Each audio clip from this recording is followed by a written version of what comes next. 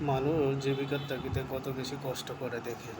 2টা 3টা মাছ পাচ্ছে এই লোকটা, কখনো পাচ্ছেই না, কিন্তু বারবার এই একটুখানি খালের পানিতে জাল ফেলেই যাচ্ছে, অনবরত চেষ্টা করতেছে লোকটা, সেই সকাল থেকে ধরে এখনো পর্যন্ত কয়েক ঘন্টা।